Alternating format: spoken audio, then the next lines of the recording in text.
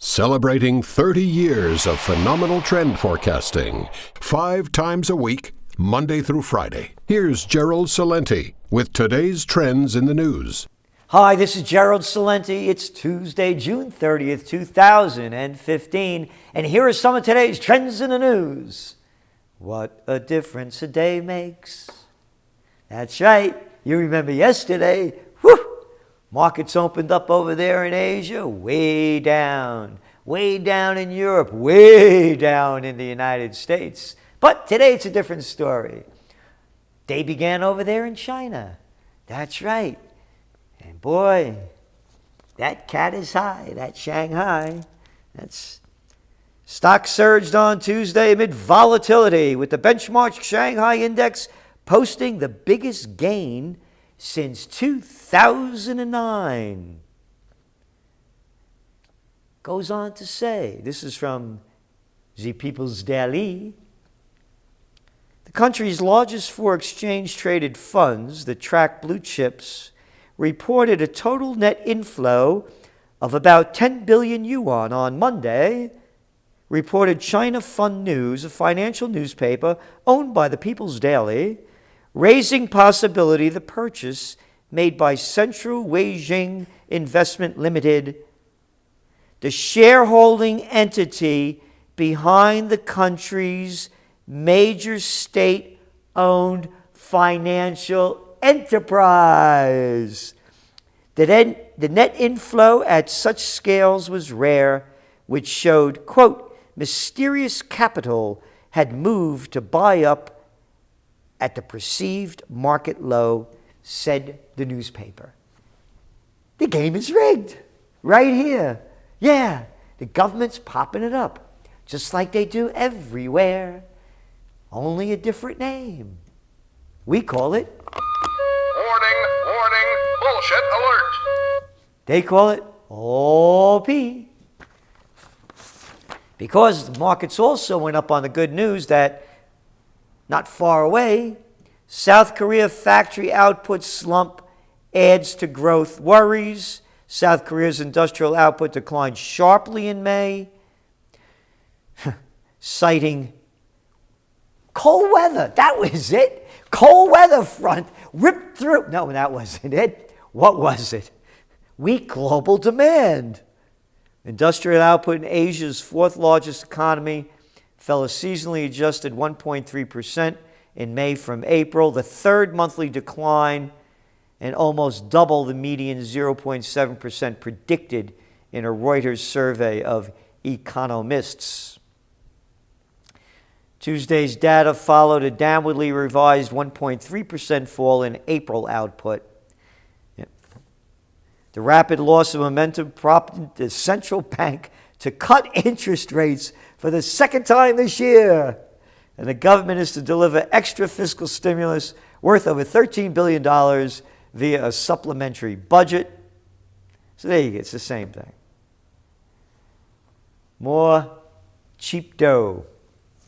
And over there in Greece, no settlement yet. The markets here in the States are up, and then they went down a bit, closing up about 20. And oil's up over 2% on average between West Texas and Brent on the good news of, got it right here, crude overflows at big storage hub.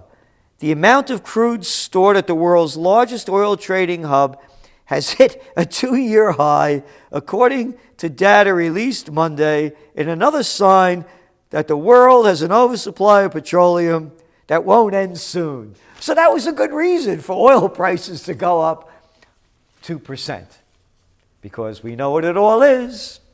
The game is rigged. Over there in Greece, no solution yet.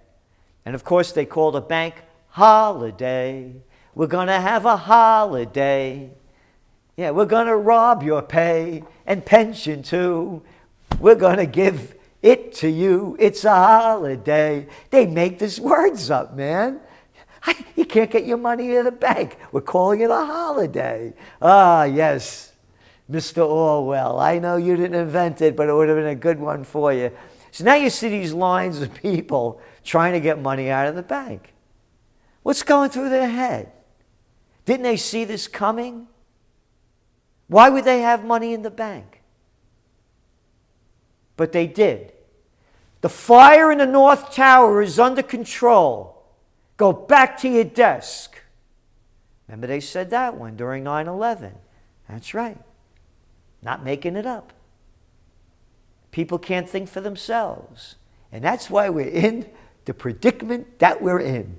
Because people keep following their leader, and their leaders are losers. Now there's global turbulence. Will it delay the Fed from raising interest rates? We're just at the beginning of this cycle. I can't predict if the Shanghai is going to go lower or whether or not Greece will get bailed out. Even if they do, there's no solution. The problems exist and they're only going to get worse. So when will the Fed raise interest rates is only a guess. And moving on to some international news, it has to do with the economy. Foreign investment in Israel drops by 50% according to a new UN report.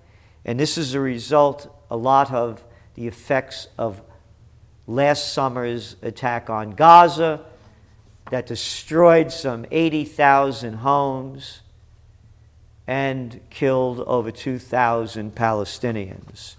And that RAND report says it all. How Israel would profit from peace with Palestinians. And that same formula can be multiplied many times over when you occupy peace worldwide. With peace comes prosperity. With war comes death and destruction in every way. Morally, spiritually, physically, and economically. And Israel is paying the price, and the price is going to rise unless there's peace.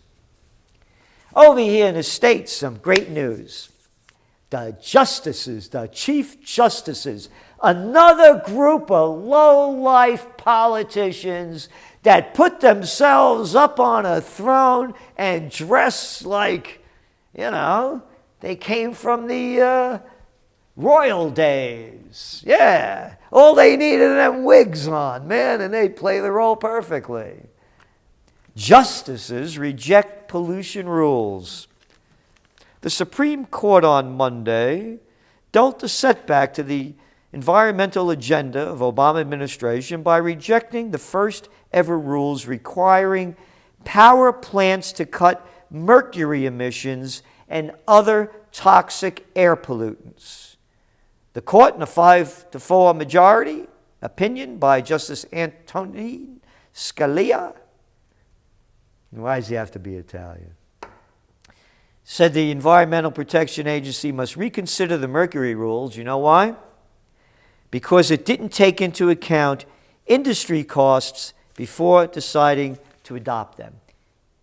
Didn't take into account industry costs. Hey, Scalia, how about the cost to human life? Could you add that one up? Or you don't have the balance sheet for that. You're disgusting, as are the other ones that voted for this. Hey, you like mercury in your water, don't you, huh? Hey, you little infants, a little dose of mercury deforms you just right. Got some asthma problems? Hey, how about all those other toxins? No, we have to add the costs into it because we become a bottom line society and we have bottom fish thinking for us. Don't mean to be disgraceful to the bottom fish, just a line. And he did redeem himself, however. They're allowing them to use that injection to kill people found guilty and put to death under the death sentence laws in the United States. Yeah, that drug that they give them that causes them all of that pain, and then they don't die. Hey, the judges said it's okay to do that. That was one of their other rulings. Yeah, put them in pain before they die. I say This is how stupid the Supreme Court justices are. Why don't you just have a beheading rule, man? It's quick, it's clean, save money. I know you want to buy those drugs so you can help Big Pharma, right? Yeah, why not behead them? I mean, that's the level of our Supreme Court justices. So there you got it. A nice balanced day. Kill us and kill them. It's America, and let's kill somebody else somewhere because, breaking news also, the United States, 4th Industry Division soldiers are being deployed this year in Germany, and they're sending another 600 soldiers to the regions between Lithuania, Estonia, Latvia.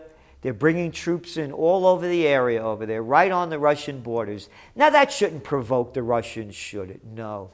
Who in their right mind thinks that this is going to stop anything? You got these tiny little countries, and we heard Ashhole Carter saying that we're going to be sending more troops and equipment to these countries to deter the Russians. Yeah, you're going to deter the Russians, right? Couple of battalions, so you're going to have the Russians shaking in their boots. But they do this and they get away with it. You know why? Because they're madmen. Bahrain to get more U.S. arms as authorities keep cracking down on protesters. Washington has resumed military aid to the Bahrain government. The move is criticized by human rights groups, which say it takes place, quote, in the absence of any real meaningful political reforms. The administration has decided to lift the holds on security assistance to the Bahrain Defense Force and National Guard that were implemented following Bahrain's crackdown on demonstrators in 2011, said U.S. State Department John Kirby in a statement. He added that the Bahraini government has made some meaningful progress on human rights. Yeah, the prisons are filled with people that they don't like, the Shia against the Sunnis once again. But remember, they don't mention it here, the Fifth Fleet, that's right, it's stationed in Bahrain, but don't tell anybody. They're our allies. Hey, they could do some beheadings for us probably. They could pick it up. They're right near Saudi Arabia. They'll be able to do it. Let's hire some Saudis to do some beheadings. Get away from these drugs. Let's get clean about this. U.S. support for Kurds in Syria angers Turks. Wait a minute, we're just giving support to Bahrain. Why can't you give support to Kurds? We could do anything we want. Our country's rotting away, and you got a bunch of sick, I know this will offend you, son of a bitches that are destroying the world, destroying the planet, and they can't fix what's at home. The United States has stepped up its military support for Syrian Kurdish militias fighting the Islamic State, efforts that have angered Turkey, a longtime ally and NATO member, which is now weighing new measures to contain the ambitions of the Kurds, including a buffer zone within Syria. They don't know what they're doing. All they're doing is causing more hate, destabilization, and death and destruction any way they can. It's America. Oh, hey, remember when Obama came out the other day criticizing the Russian press? The multiplicity of voices in U.S. media prevents American presidents from getting away with overstepping their bounds, he said, like Putin does. Yeah, what a joke that is, right? Obviously, if this was a state-run media in the United States, whoever the president was would have the ability to make whatever screwy policies they had look good as well, Obama said. Well, here's a little story from the Financial Times. Shinzo Abe keeps the Japanese press on tight leash. When Shinzo Abe, Japanese Prime Minister, spoke on the southern island of Okinawa last week, he faced a loud heckling, but it has done him little political damage because Japan's media did not report it.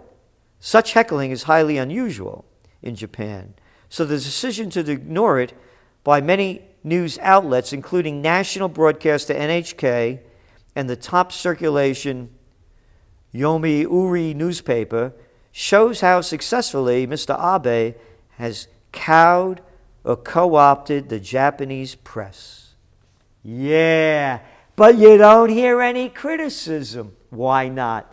Because it's just another day of... That was bullshit. And this is Gerald Celente, and that's some of today's Trends in the News.